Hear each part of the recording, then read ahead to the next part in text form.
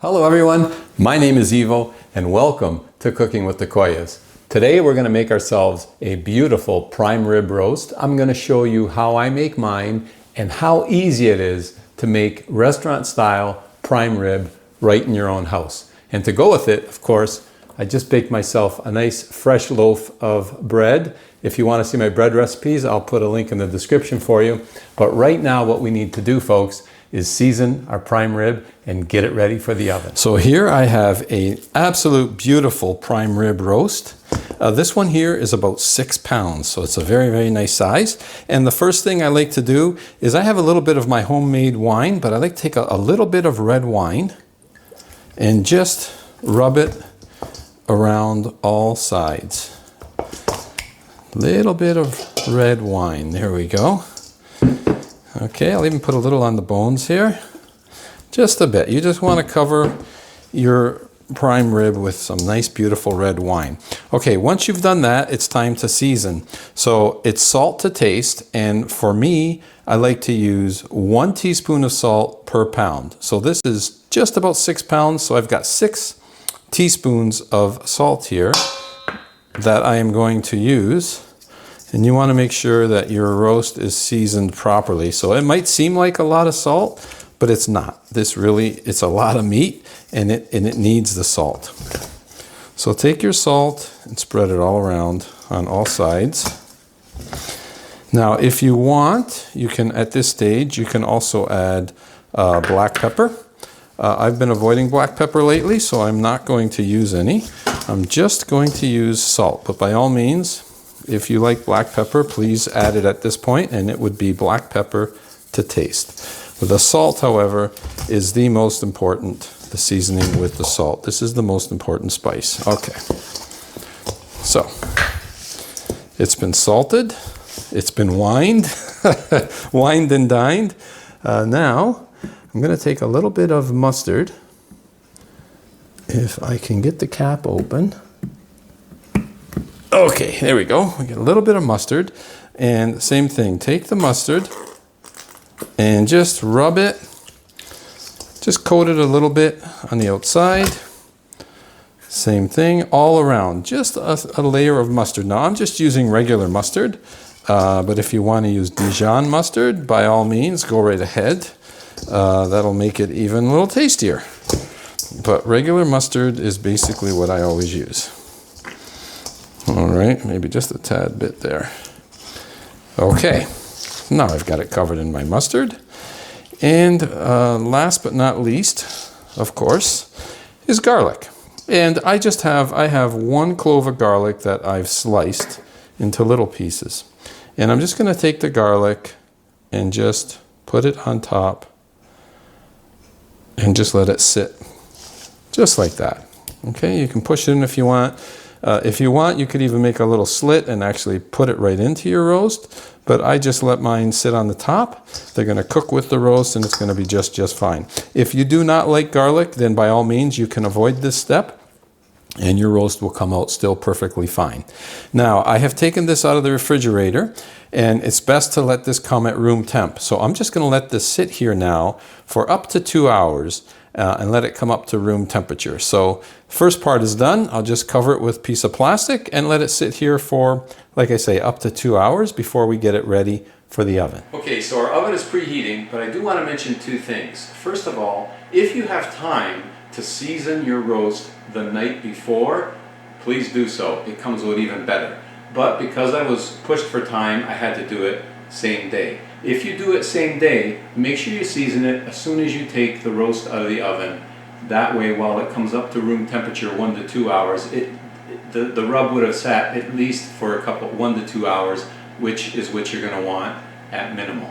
Okay, and the second thing is, I used a number of ingredients right now for my rub. For your rub, the most important ingredient, as I mentioned, is salt. Anything else besides that, you really don't even need anything else. You can cook it with just salt and let it go, or you can add whatever other spices you prefer. I'm just sharing with you how I do mine. Having said that, let's get started on the stove right now. So what I like to do with my roast is sear it first on both sides, get it seared before we put it in the oven. So Fire up the stove, and of course, extra virgin olive oil. I like to use 5 tablespoons. 1, 2, 3, 4, 5 tablespoons of extra virgin olive oil. And because I'm making this for Laura and I, Laura loves her butter, so we're also going to do 5 tablespoons of butter. So 5 tablespoons olive oil, 5 tablespoons of butter. And let's just get this melted down. Okay, and now that I remember to turn my microphone back on, there we go. It might sound a little different. Perfect. The butter is melted. I use a regular salted butter. And now we're going to take our roast and we're going to sear it. And I also like to not waste anything, so those juices can all go in as well.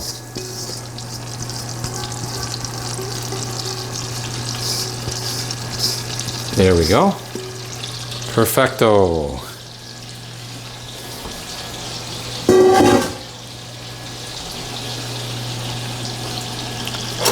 So at this stage, all we want to do is just lightly brown both sides and a little bit off the top if we can. So we're just going to let it cook for a minute or two. Okay, let's take a look. Let's turn it over. There we go. It's just browned, as you can see. We're just searing it for 2 minutes, 2 to 3 minutes at the most. And what that does is that just helps lock in the flavor and the juices. So I'm going to do the one side edge now, and then I'll flip it and we'll do the side as well. As you can see, that's browned up nicely. We're going to turn it over and just do the other side. Again, just another couple minutes. Now, while that is going to cook for 2 minutes, we can prepare what other ingredients we're going to want to put in our pot.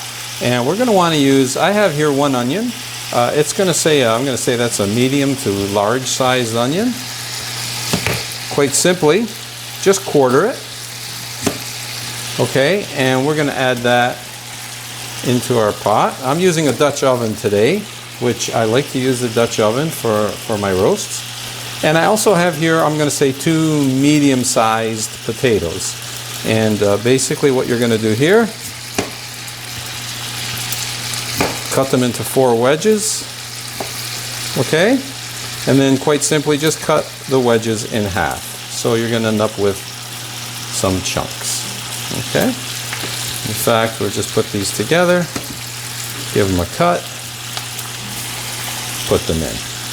Same thing here. Cut it in half, quarter it, and then cut your wedges in half. There we go. And they're just nice pieces of potato. There we go. Whoops, almost lost them, almost. Okay, the joys of being in the kitchen. All right, so it's probably been close to a couple minutes.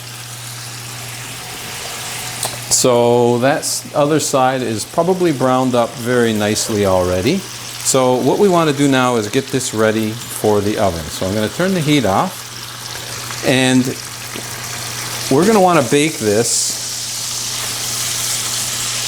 fat side up. So you want the fat of the meat to be able to drip down into the roast. If it won't stay, I mean, you could quite simply just cook it on its side. That's fine too. But typically it's bone side down, fat side up. So we're going to try to do that right now.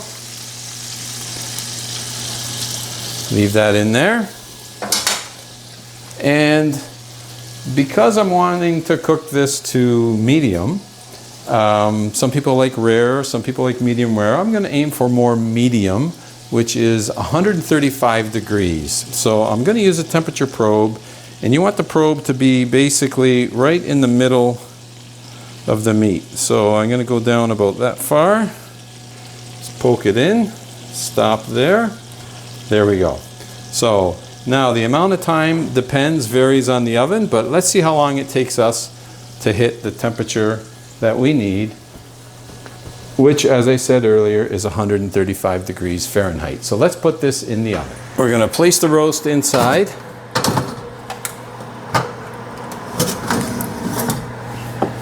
Now, a remote temperature probe, if you have one, would be ideal. If you do not have a temperature probe, first of all, it's highly recommended to have one. But if you do not have one, you could use a chart basically by time. And by that I mean at different temperatures you want different times. So for example, I'm cooking it at 250 degrees Fahrenheit. So at 250 degrees, you're going to want to cook your roast about 25 minutes per pound, thereabouts. If you're using 325 degrees Fahrenheit, then you would cook about 20 minutes per pound.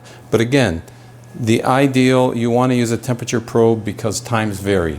So we are all set, the oven's set, ready to go, the temperature probe is in, and now it's a matter of waiting for us to hit that temperature. So I'm looking at my clock, it's 3 o'clock right now, just about 3 o'clock in the afternoon, and let's see how long it actually takes us to cook this 6-pound prime rib. Okay, we have hit our temperature.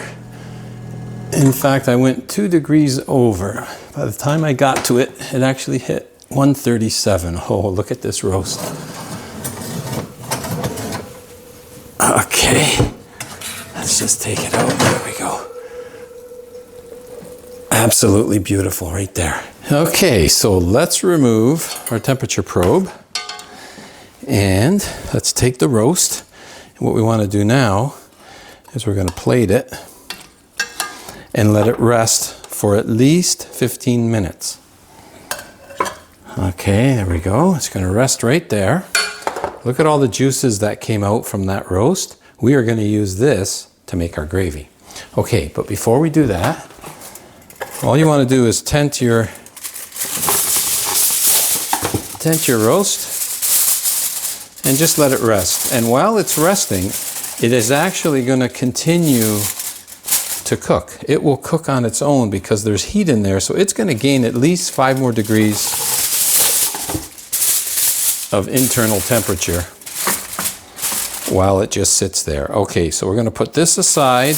It's going to relax, and while it's relaxing, we're going to make our gravy. Now, as a side note, doing a time check here, you're looking at an hour and a half. It's 4:30. It took an hour and a half to cook that roast. So that's pretty quick. That's about 15 minutes per pound. So that's relatively quick. And that's what I mean. It depends on your oven. It depends on many things. So generally speaking, a temperature probe is definitely the way to go. Okay, so I'm just mashing these potatoes just a bit to get them started, because we are going to puree. Yes, we're going to puree all of this and make our gravy. So let's get it started. Slide it all down and then nice and gently.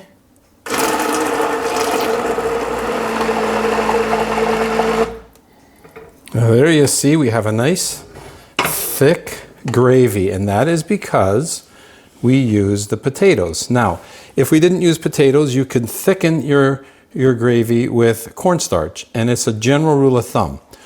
1 tablespoon of cornstarch to 1 tablespoon of water for 1 cup of gravy. So very, very simple. 1, 1, 1, and you just mix it all in and blend it in. Now, you notice the color is a bit of a light brown. So what I like to do is add a little bit of soya sauce. So I use regular soya, and we're going to add, there looks to be about 3 cups of gravy there. So we're going to add 2 tablespoons of soya, and let's see how it looks. It's going to add, what this does, it's going to add color, and it also adds some saltiness to our gravy. And there we go. Our gravy is done. I like the color. If you want it a little darker and a little saltier, you could add 1 more tablespoon of soya sauce, but I like what we have right now, so I'm going to stop right there. I've actually let this sit for 30 minutes now, which should be absolutely perfect. Like I said, a minimum of 15. I took the gravy and I put it in my gravy boat. As you can see, I was able to fill this, and I still actually have some extra. And let's just do a little taste test here. That is really, really good. And it's plenty salty. I definitely would not want to add any more salt to that, or any more soy sauce. Okay, let's take a look. Oh, absolutely beautiful. There we go, folks. We have got ourselves one beautiful prime rib right there. Oh, and look at it, we even saved one piece of garlic. You know where all the other garlic went? Right in there, pureed. I am so looking forward to this prime rib, folks. Okay, let's do a slice about, I like to do it a 1/2 to 3/4 inch slice. Let's get the first one started. Oh, look at there. That, to me, is cooked to perfection. Again, depending on how you like your roast. This, folks, is going to be so tasty. Look at there. Let's take a look. Whoops. Let's try that again. You can take a look at that color. That's cooked medium. Very, very nice. Now, you know what I need to do, folks? The taste test, I can't wait to dig in. Let me get a fresh spoon and a little bit of that gravy.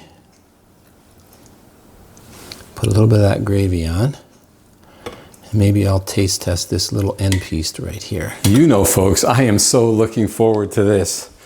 Prime rib, are you kidding? Oh, tender.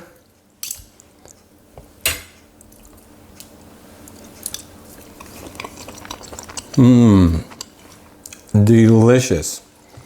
Got the string there, move the string out of the way. Oh my goodness. Folks, I better stop.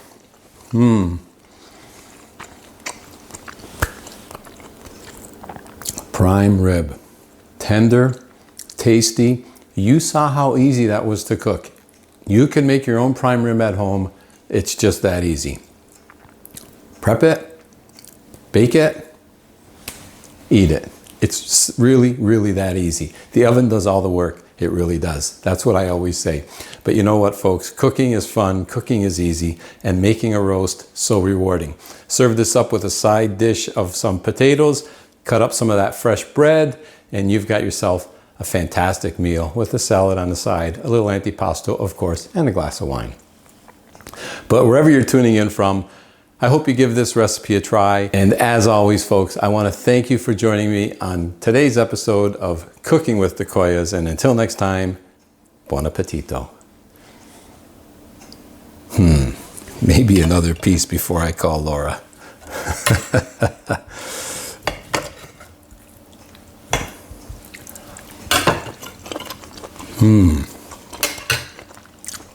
Excellent.